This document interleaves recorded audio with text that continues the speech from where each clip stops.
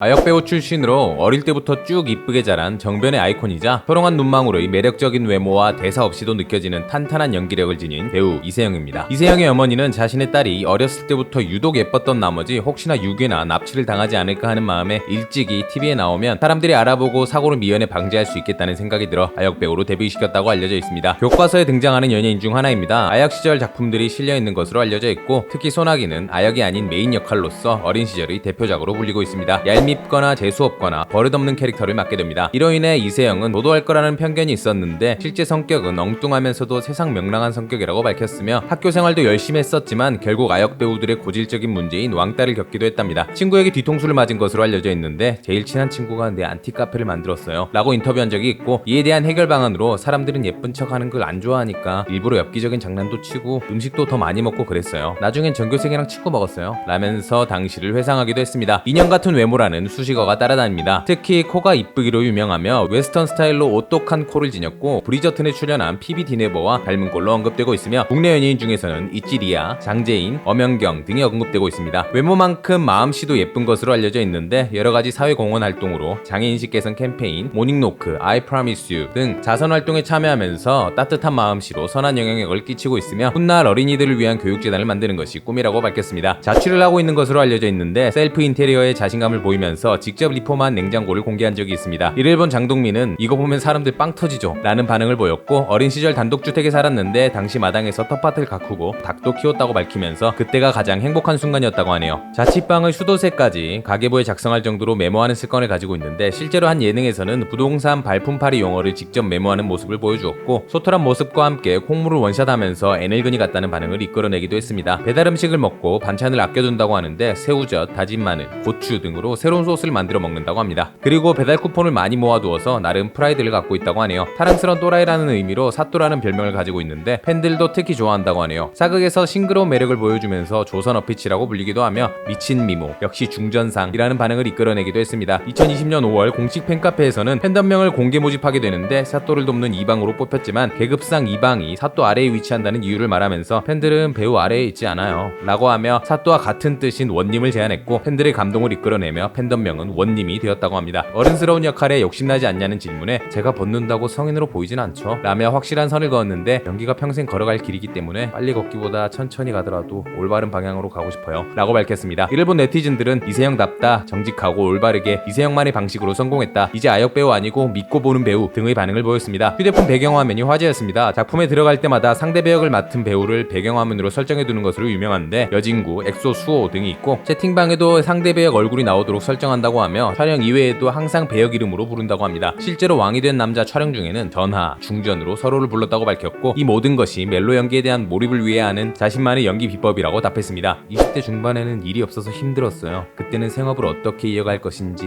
뭘 먹고 살아야 할지 고민했죠. 누가 저한테 이것으로 먹고 사는 사람이면 프로고 그렇지 않은 사람이면 아마추어 라고 이야기해줬어요. 아역 시절은 연기로 먹고 사는 사람이 아니라 아마추어였지만 지금은 프로가 됐다고 생각해요. 바쁘게 살아왔고 더디게 시간이 흐른다 생각했지만 돌이켜보면 총알처럼 시간이 지나갔죠. 꾸준히 연기를 하고 있음에 감사합니다. 오늘의 영상은 여기까지. 우리가 알던 인물의 재발견, 그리고 새로운 인물을 발견하고 싶으신 분들은 캐리커버리를 구독해주세요. 시청해주셔서 세상 감사합니다.